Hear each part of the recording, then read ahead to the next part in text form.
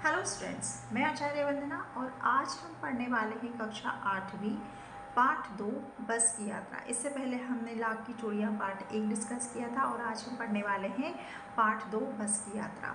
तो बच्चों, यहाँ मैं आपको पाठ का सारांश समझाने वाली हूँ, है ना। तो यहाँ कहा जा रहा है कि बस की यात्रा जो पाठ है वो हरिशंकर परसाई द्वारा लिखा गया है। एक व्यंग्यात्मक लेख हम कहेंगे। व्यंग यानी ताना मारा है किसे? व्यापारी वर्ग की लालची प्रवृत्ति को, लोलुप प्रवृत्ति को ताना मारा गया है लेखक द्वारा कि व्यापारी जो है वो इतने लालच में मशगूल हो जाते हैं कि उन्हें सिर्फ मुनाफा ही नज़र आता है। आप कोई भी अगर व्हीकल खरीद रहे हैं, उससे अगर आप पैसा कमा रहे हैं तो उसमें कुछ पैसा लगाना भी पड़ेगा आपको, उसकी हालत भी सही करनी पड़ेगी। तो यहाँ पर बस की यात्रा जो है एक यात्रा वृत्तांत हम इसे कहेंगे कि हरिशंकर परसाई ने अपनी स्वयं की यात्रा के बारे में यहाँ पर वर्णन किया गया है कि एक बार वे अपने 4 मित्रों के साथ जो है पन्ना से सतना की ओर जा रहे थे और उसके लिए उन्होंने बस जो बस पकड़ी, जिस बस में वो बैठने जा रहे थे। तो अब आजकल तो ये है कि आपको हर 15 मिनट में, हर 10 मिनट में बसेस अवेलेबल हो जाती है, लेकिन एक समय ऐसा था कि जो हर एक घंटे में या दिन भर में एक बार जो है वो बस चला करती थी। तो उस बस को मिस नहीं किया जा सकता था, यानी कि कोई ऑप्शन नहीं था उस बस के अलावा, सवार होने के अलावा, है ना। कि ऐसा नहीं था कि कोई और दूसरी बस का ऑप्शन है तो हम उसमें चले जाएं क्योंकि इस बस की हालत ठीक नहीं लग रही है। लेकिन मजबूरी में वो एक ही बस थी, इसलिए उन्हें उसी में सवारी करनी पड़ी। तो कहा जा रहा है कि वो बस को देख करके उन्हें लग रहा था कि बस बहुत पुरानी है। अब पुरानी तो है कि बाकी जो लोग हैं वो उसमें सवार होने से डर रहे थे। अब लेखक भी देख रहे हैं कि बस इतनी पुरानी है कि लोग उसमें सवार होने से कतरा रहे हैं, और लेखक भी जब उसे देख रहे हैं कि बस इतनी बुरी हालत है उसकी, तो अब उसमें बैठेंगे तो हम वो चलेगी भी कि नहीं, इस बात की भी कोई गारंटी नहीं थी। इतनी ज़्यादा उस बस की हालत ख़राब हुई थी। लेकिन फिर भी जो है बस कंपनी का जो मालिक है, जो उसका हिस्सेदार है, वो आकर के उन्हें तरह तरह की सांत्वना देने लगा कि नहीं, बस बहुत अच्छी चलेगी, आप जहाँ तक जाना चाहते हैं बहुत आराम से जाएंगे, कोई दिक्कत नहीं होगी, बस सिर्फ दिखने की ऐसी है, बाकी उसकी हालत अंदर से जो कंडीशन है वो बहुत अच्छी है, आप बिल्कुल बेफिक्र होकर के और जो है इस पर सवारी करो, डर नहीं, किसी में कोई बात नहीं। इस तरह से जब बस वाला उन्हें समझा रहा है तो लेखक अपने मित्रों के साथ उस बस पर सवार हो गए, और उनके साथ जो लोग आए हैं उन्हें छोड़ने, उन्हें सी ऑफ करने, वो भी इतने अफसोस के साथ देखने कि जा रहे हैं, वापस आएंगे भी कि नहीं, क्योंकि बस की हालत ऐसी हो रही कि कहीं भी या तो एक्सीडेंट कर देगी या फिर कहीं भी वो रुक जाएगी। और आखिरकार हुआ यही कि बस चल पड़ी। जब वो चली तो उसका एक एक पार्ट हिल रहा था, उस बस का एक एक पार्ट जो है वो हिल रहा था, और ऐसा लग रहा था कि इंजन जो है वो हर व्यक्ति की सीट के नीचे ही लगा है, इतनी तेज़ आवाज़ उसमें हो रही थी। और वो धड़ धड़ धड़ धड़ धड़ धड़ जब बस चलते हुए जब आगे बढ़ी तो कुछ दूर, जब जंगलों के रास्ते वो जा रही थी, तो कुछ दूर पर जा कर के वहाँ पर उसकी जो पेट्रोल, मतलब अचानक से वो रुक गई बस। क्यों रुक गई? तो उसकी जो पेट्रोल का जो टैंक है उसमें छेद हो गया और सारा पेट्रोल जो है वो रिस गया। अब बस रुक गई, जंगल में रुक गई, वहाँ कोई ऑप्शन नहीं उनके पास, क्या किया जाए?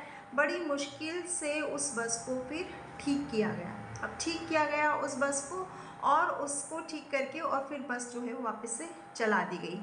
अब इस पर जो है लेखक कह रहे कि हमें बिल्कुल भी भरोसा नहीं था कि हम अपने गंतव्य तक पहुंच पाएंगे, लेकिन क्या कर सकते हैं, वो बस की हालत ही ऐसी थी। और दोनों तरफ जो है हरे हरे पेड़ हैं, क्योंकि सफ़र जो होता है वो बहुत सुहाना होता है। आसपास पेड़ हैं और रास्ता बिल्कुल वीरान है, सुनसान है। तो उस रास्ते को एंजॉय करने के बजाय लेखक को ये चिंता सता रही थी कि हम ठीक ठाक पहुंच पाएंगे भी कि नहीं।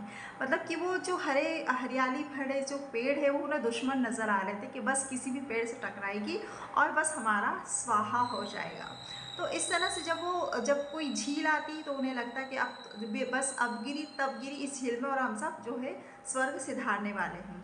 फिर उसके बाद थोड़ी दूर चलने के बाद बस जो है अचानक से फिर रुक गई। अब क्या परेशानी है?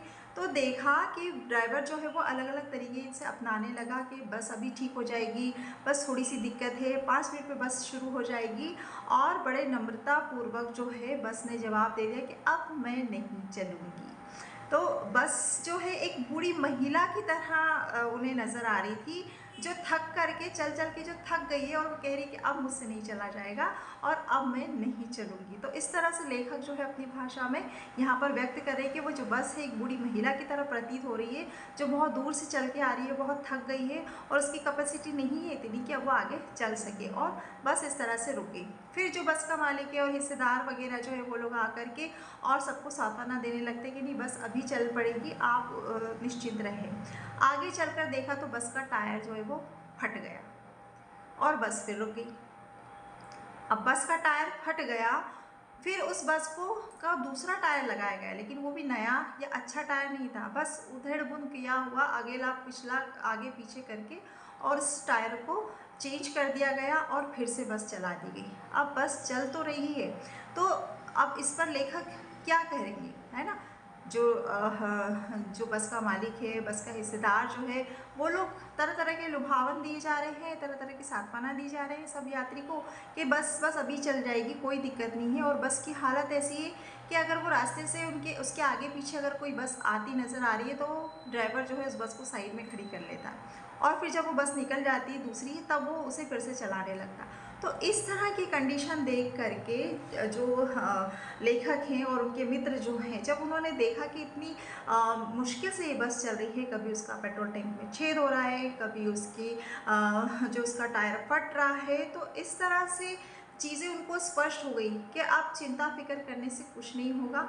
तो उन्होंने सारी चिंता को ताक पर रख करके और बैठ करके आराम से हंसी मजाक करना शुरू कर दिया कि अब हम जैसे भी पहुँचेंगे पहुँच जाएंगे, नहीं पहुँचेंगे तो नहीं पहुँचेंगे, क्योंकि चिंता करने से तो कुछ किसी बात का हल होना नहीं है। तो यहाँ पर चारों दोस्त जो है वो मजाक मस्ती के मूड में शायरियाँ सुनाने लगे, एक दूसरे को कविताएं सुनाते हुए इस तरह से वो बिल्कुल आराम से बैठ गए कि जैसे कि वो अपने घर में बैठे हों।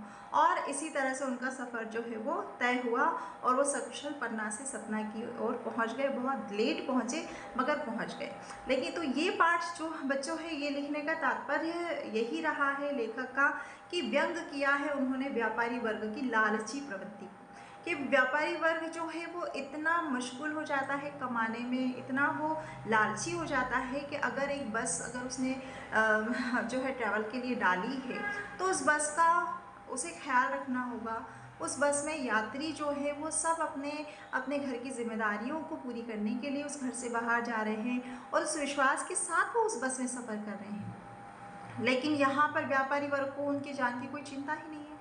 बस उन्हें तो सिर्फ ये पता है कि बस उनको कमाई दे रही है और किस तरह से उससे कमाई निकालना है। वो ये नहीं समझ रहे हैं कि बस से अगर आप पैसा कमा रहे हो तो थोड़ा उसमें पैसा लगाओ भी, थोड़ी उसकी मरम्मत भी कराओ। तुम्हारे साथ इतनी सारी जो जान है वो जा रही है, तुम्हारे साथ इतने सारे जो है जीवित व्यक्ति जा रहे हैं, वो अपनी जान पर खेल कर तुम्हारी बस में सवारी कर रहे हैं, लेकिन तुम्हें उसकी कोई चिंता ही नहीं है, तुम सिर्फ अपनी जेब भरने में लगे हो। तो बच्चों ये जो यात्रा वृत्तांत लिखने का तात्पर्य यही था हरिशंकर परसाई जी का कि व्यापारी वर्ग को ये सोचना चाहिए, है ना, कि उसे जनमानव की और सबका ख्याल करते हुए ही अपनी अर्निंग करनी चाहिए। तो बच्चों ये था पाठ हमारा बस की यात्रा। मुझे उम्मीद है कि आपको अच्छे से समझ में आया होगा। थैंक यू सो मच बच्चों।